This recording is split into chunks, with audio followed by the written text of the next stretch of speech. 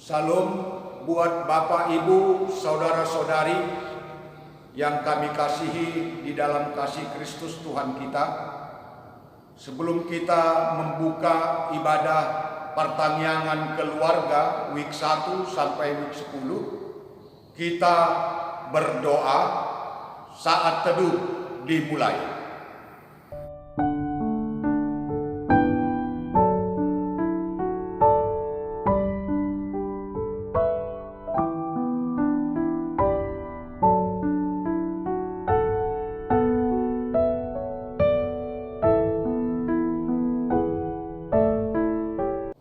Marilah kita satukan hati untuk menyejukkan iman kita dalam ibadah pertangyangan keluarga ini. Kita bernyanyi Kidung Jemaat nomor 376 ayat 1 dan ayat 2.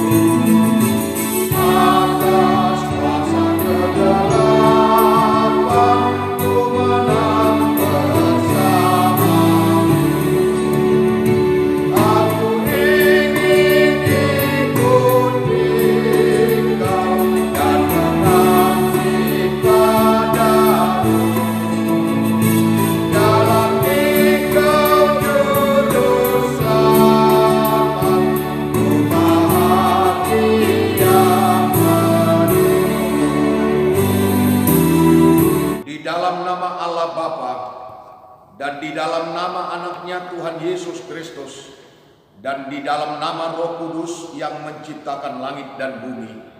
Amin. Sebab jalan Tuhan adalah lurus dan orang benar menempuhnya, tetapi pemberontak tergelincir di situ. Haleluya. Marilah kita berdoa. Ya Tuhan Allah yang Maha Kuasa, Maha benar dan kudus, Engkau melawan dan mencerai beraikan orang-orang yang congkak, tetapi menginginkan orang-orang yang rendah hati. Tetapi bimbinglah kami dengan Roh Kudus, supaya kami rendah hati, lemah lembut, penuh cinta kasih, jujur dan sopan terhadap sesama manusia, oleh karena anakmu Tuhan Yesus Kristus. Amin. Epistel bagi kita malam ini dari kitab Matius 27 ayat 1 sampai ayat 10. Kita membacakannya secara responsorium. Ketika hari mulai siang, semua imam kepala dan tua-tua bangsa Yahudi berkumpul dan mengambil keputusan untuk membunuh Yesus. Mereka membelenggu Dia, lalu membawanya dan menyerahkannya kepada Pilatus, wali negeri itu. Pada waktu Yudas yang menyerahkan Dia melihat bahwa Yesus telah dijatuhi hukuman mati, menyesallah ia, lalu ia mengembalikan uang yang 30 perak itu kepada imam-imam kepala dan tua-tua. Dan berkata, "Aku telah berdosa karena menyerahkan darah orang yang tak bersalah." Tetapi jawab mereka, "Apa urusan kami dengan itu? Itu urusanmu sendiri." Maka ia pun melemparkan uang perak itu ke dalam bait suci, lalu pergi dari situ dan menggantung diri. Imam-imam kepala mengambil uang perak itu dan berkata, "Tidak diperbolehkan memasukkan uang ini ke dalam peti persembahan, sebab ini uang darah." Sesudah berunding mereka membeli dengan uang itu tanah yang disebut tanah tukang periuk untuk dijadikan tempat pekuburan orang asing. Itulah sebabnya tanah itu sampai pada hari ini disebut tanah darah. Dengan demikian genaplah firman yang disampaikan oleh Nabi Yeremia. Mereka menerima 30 uang perak, yaitu harga yang ditetapkan untuk seorang menurut penilaian yang berlaku di antara orang Israel. Dan mereka memberikan uang itu untuk tanah tukang periuk, seperti yang dipesankan Tuhan kepadaku. Demikian firman Tuhan.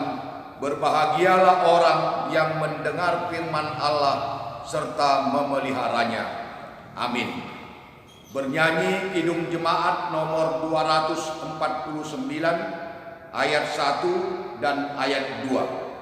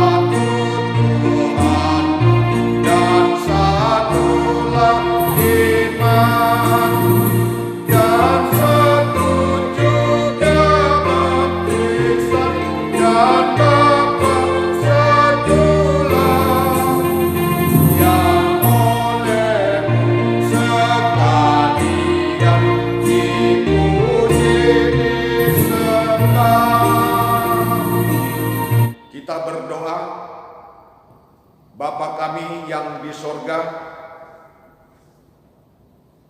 melalui anak-Mu Tuhan Yesus Kristus, kami mengucap syukur karena begitu besar kasih-Mu ya Tuhan, yang kami rasakan hingga saat ini, di mana kami memperoleh kehidupan yang baru, kesehatan, sehingga kami dapat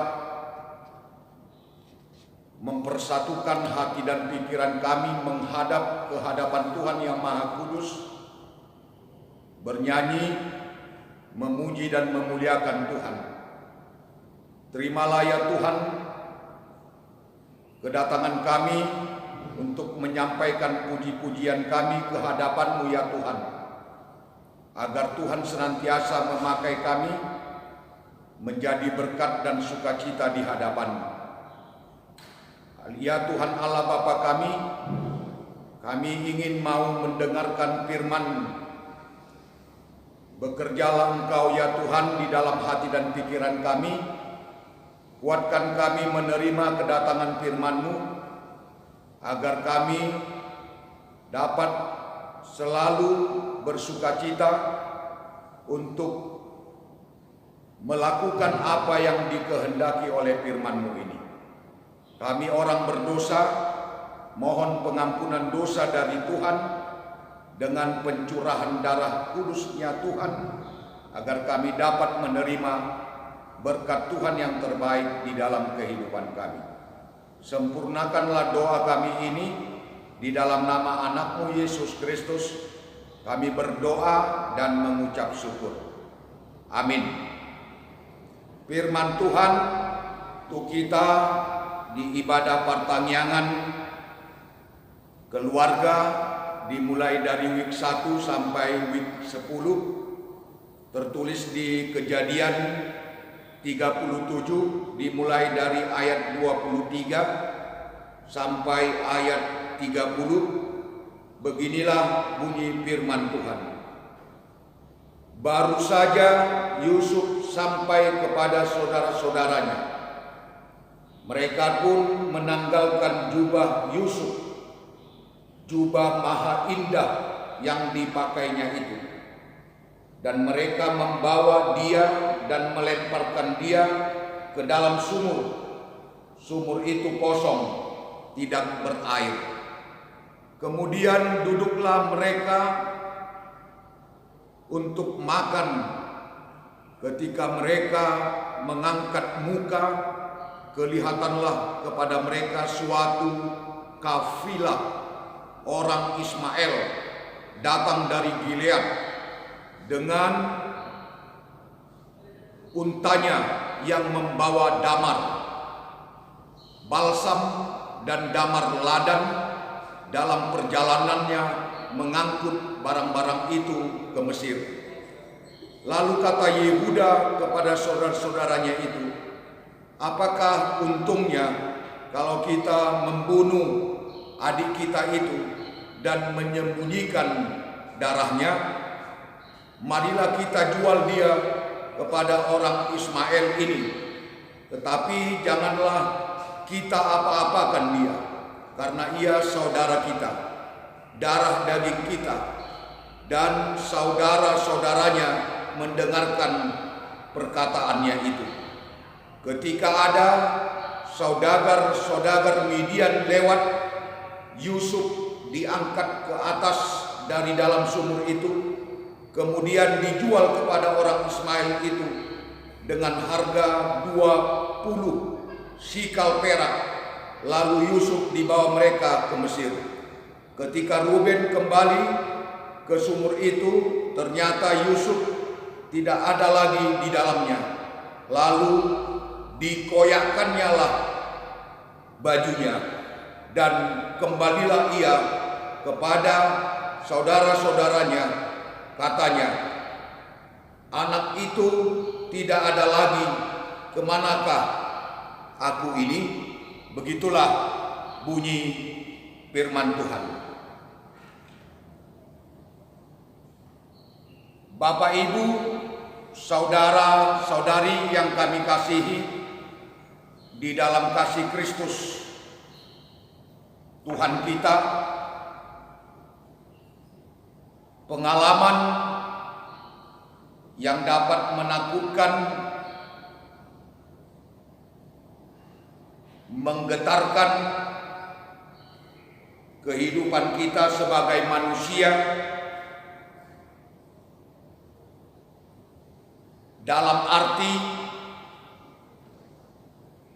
yang menganggap sebagai tanda ajaib dalam ciri khas mimpi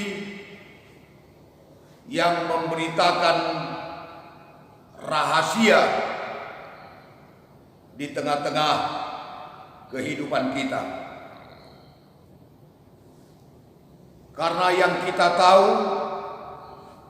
Allah lah yang menentukan masa depan kita sebagai manusia.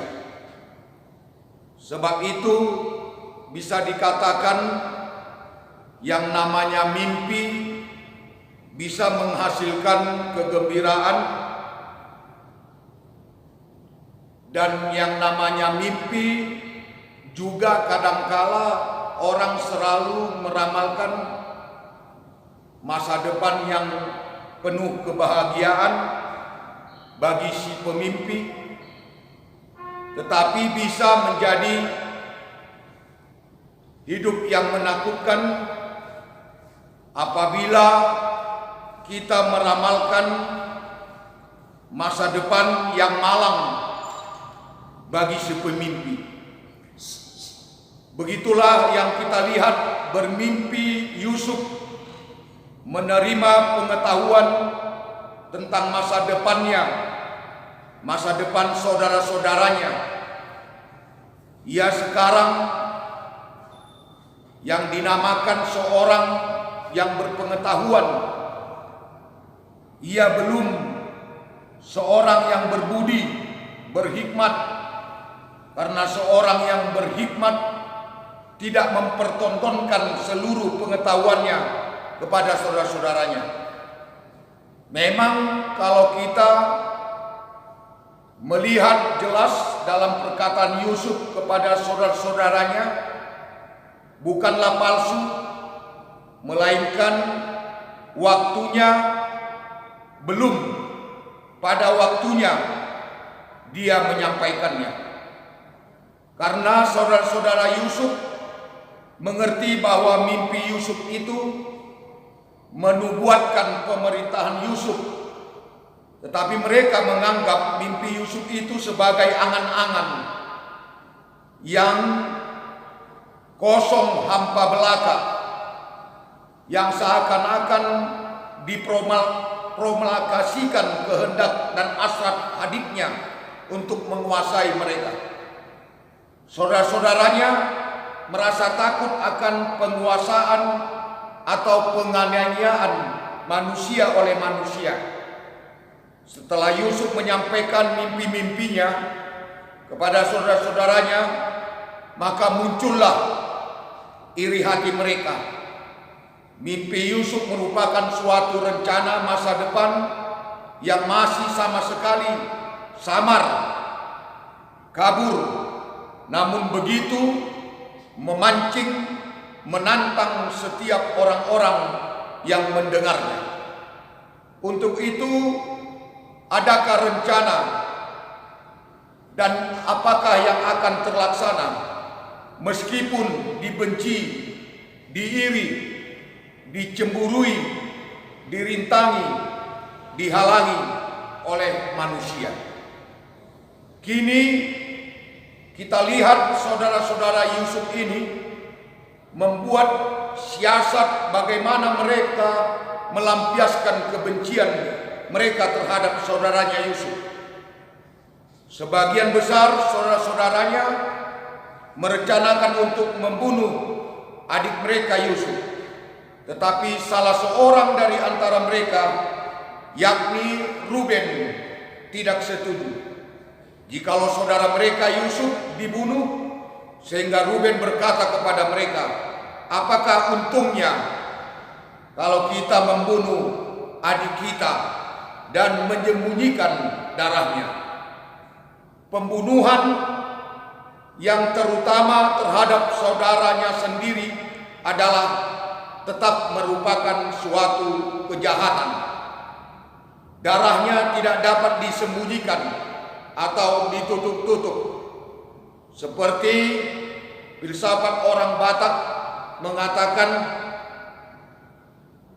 songon dia pe ditabunihon bakke ikon habotoado jala ikon taranggodo uapna. Melainkan darah saudara berteriak dari bumi, menuntut pembalasan darah. Pembunuhan yang mencurahkan darah adik itu tidak mendatangkan untung atau tidak mendatangkan laba bagi abang-abangnya, melainkan mendatangkan kerugian. Tetapi ada juga semacam pembunuhan kering tanpa mencurahkan darah, yaitu dengan menjual si adik sebagai budak belian. Dengan ini melenyapkan dia sampai tidak ketemu lagi. Disinilah timbul untuk pertama kalinya kata untung. Manusia sering menguntungkan dengan cara menganiaya sesama manusia. Bukan hanya pembunuhan, tetapi juga dengan perdagangan pun, penjualan manusia pun, ini adalah keuntungan ekonomi. Marilah kita lihat lebih dalam lagi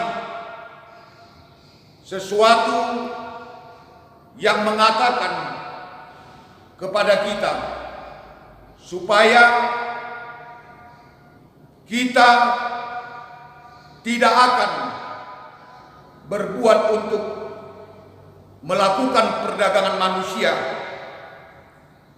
menjadi keuntungan pribadi kita, tetapi memberlakukan cara hidup kita sesuai dengan kasih yang murni dari Tuhan. Karena realita kita sebagai anak-anak Tuhan adalah realita yang memakai cara hidup kita dengan benar dan baik adanya, mengenal dan menanda untuk berbuat, memiliki, menunjukkan kepada seseorang yang merasakan kehidupan kita sebagai orang-orang yang sama ciptaan yang diberikan Tuhan kepada kita. Janganlah kita mau untuk diperjualbelikan oleh akibat harta atau benda seseorang yang dapat diperlakukan seperti benda mati. Ini ada sesuatu yang menghilangkan kehilangan ketentuan jalan perilaku kehidupan kita dan juga masa depan kita. Karena Tuhan si pemilik mempunyai hak mutlak kepunyaan Allah diri kita, baik raga maupun jiwa kita. Yang memberatkan adalah kalau berada dalam tangan dan kuasa orang lain. Sama seperti Yusuf, dia dijual di Mesir, di mana dia diserahkan kepada kesewenang-wenangan seorang yang tidak dikenal tabiatnya. Itulah perendahan diri, itulah jalan turun ke bawah, itulah pengosongan diri yang sebelum itu ia adalah saudara merdeka, saudara-saudaranya, anak kesayangan bapaknya. Kesepian dari keluarga, seorang diri, budak belian orang asing, diperuntukkan buat kerja paksa di rumah tuannya. Bersama ini, dalam konteks khotbah ini, Yusuf direndahkan. Menurut segala pengertian dan perasaan manusia, ia bernasib malang, kehilangan kemerdekaan, ditinggalkan oleh manusia, kelihatannya oleh Allahnya pun. Tetapi bahkan demikian, nasib Yusuf menyedihkan. Ia sekali-kali tidak ditinggalkan oleh Allahnya, Tuhannya, Yahweh menyertai Yusuf. Allahnya Yusuf bukanlah dewa nasional, tetapi Allah yang mempunyai kekuasaan yang sangat luar biasa, terbatas atas wilayah tertentu, sehingga orang yang dibuang itu adalah di luar kuasa Allah. Itulah rahasia Allah bahwa Ia hadir di dalam yang dialami penganutnya, bukan hanya dalam kemujuran kebahagiaan, melainkan juga dalam kemalangan dan dalam malapetaka juga. Inilah jalan Yusuf ke Mesir bukanlah kebetulan, melainkan karena rencana Allah. Oleh karena itu, Tuhan menyertai Yusuf dimanapun, kapanpun. Tidak ada suatu tempat yang terlalu rendah sehingga Allahnya tidak dapat turun ke sana. Saudara-saudari yang kami kasihi di dalam kasih Kristus Tuhan kita, sangatlah berguna perkataan firman Tuhan ini untuk menjadi proses yang harus kita jalani, di mana kita melihat dengan jelas melalui mata daging kita, melalui tindakan kekejaman manusia, seolah-olah tidak berperi kemanusiaan. Dari aspek tindakan manusia menyarankan kepada kita supaya kita tidak melakukan praktek penjualan manusia sesama kita demi kepentingan, demi keuntungan sendiri. Kalaupun dari kisah Yusuf ini terjadi karena rencana Allah, tetapi praktek penjualan manusia buat kita pada sejarah untuk kita juga memang sudah terjadi sejak dulu sebelum kisah kehidupan Yusuf. Bahkan sampai sekarang pun terjadi orang yang dijual akan kehilangan kemerdekaannya, kebebasannya, menentukan masa depannya. Kehidupan akan bergantung kepada sepenuhnya dan tuannya. Orang yang dijual akan diperlakukan tuannya sesuai kemauannya sebagaimana harta miliknya sendiri. Tindakan penjualan manusia adalah merupakan suatu sikap merendahkan martabat seseorang, menjadikannya seperti barang dagangan miliknya. Inilah yang harus dan semestinya juga kita sadari, bahwa manusia adalah ciptaan Allah dan milik Allah, bukan milik kita manusia. Sehingga orang yang melakukan praktek perdagangan manusia adalah orang yang melawan kuasa Allah, orang yang memberontak Allah, orang yang selalu berbuat sesuka-sukanya yang menjadi kehendak Allah. Berarti bila ada orang yang melakukan praktek perdagangan manusia, sangat berdosa kepada Allah, berdosa juga dia terhadap semuanya manusia. Untuk itu, sebagai umat yang percaya kepada Tuhan Allah Yesus Kristus, marilah kita mempraktekkan cara-cara hidup kita untuk tidak melakukan penjualan manusia sejenisnya. Hendaknya kita melakukan di kalangan lingkungan kita untuk menjaga kehidupan orang-orang yang ada di sekitar kita. Karena Tuhan Allah akan menghukum orang yang membunuh hak hidup bebas seseorang sebagai milik dan ciptaan kepunyaan Allah. Kiranya Tuhan Yesus Kristus memberi kekuatan yang memotivasi kita untuk melakukan segala apa yang dikehendaki oleh Tuhan dari kita. Kita berdoa. Kuatkan kami Tuhan melakukan apa yang Tuhan minta di dalam firman ini, supaya kami dapat melakukan hal-hal yang baik serta takut selalu kepada Tuhan. Ajarilah kami dengan kuasa-Mu ya Tuhan, dengan kuasa Roh Kudus-Mu, agar kami dapat melakukan setiap perbuatan kami seturut apa yang Tuhan kehendaki dari kami. Biarlah Engkau senantiasa menjaga kami dan membimbing kami di dalam kekuatan firman-Mu ini, agar dasar firman-Mu ini menjadi kekuatan iman kami dan dapat kami lakukan sesuai dengan kehendak-Mu. Berkati kami Tuhan, tambahkan kepada kami umur yang panjang, rejeki dan sukacita. Kami yakin dan percaya Tuhan sebagai gembala yang baik akan memberikan hal-hal yang terbaik untuk di dalam kehidupan kami.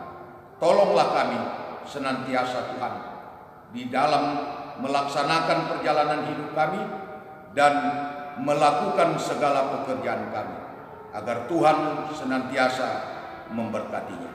Di dalam nama Yesus Kristus kami berdoa dan mengucap syukur. Amin. Bernyanyi Kidung Jemaat nomor 365B ayat 1 dan ayat 2.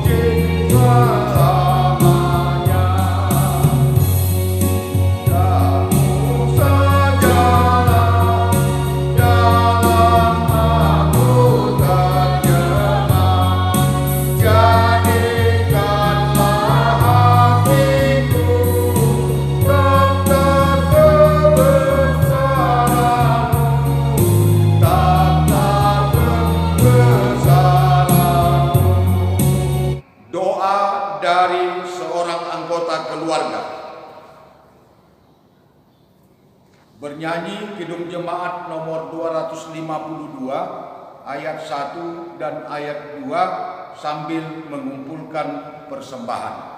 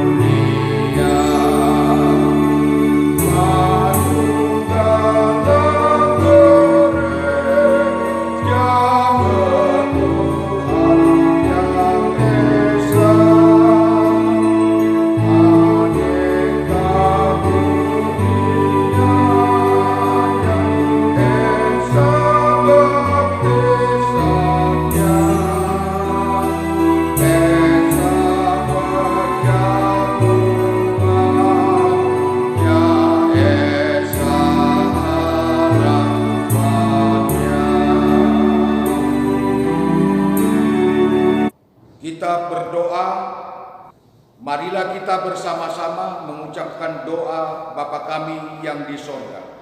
Bapa kami yang di sorga, dikuduskanlah namamu, datanglah kerajaan-Mu, jadilah kehendak-Mu di bumi seperti di sorga. Berikanlah kami pada hari ini makanan kami yang secukupnya, dan ampunilah kami akan kesalahan kami, seperti kami juga telah mengampuni orang yang bersalah kepada kami. Dan janganlah membawa kami ke dalam pencobaan, tetapi lepaskanlah kami daripada yang jahat, karena Engkau empunya kerajaan dan kekuasaan dan kemuliaan sampai selama-lamanya. Amin. Kasih karunia Tuhan Allah Bapa dan anaknya Tuhan Yesus Kristus dan Roh Kudus kiranya menyertai kita sekalian. Amin.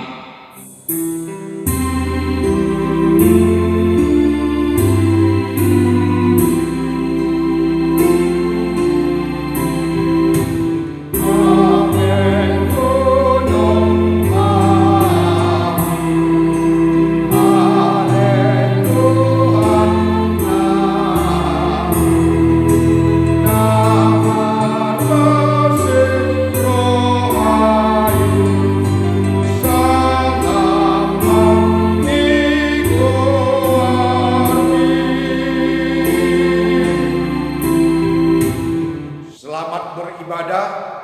Tuhan Yesus memberkati kita semua.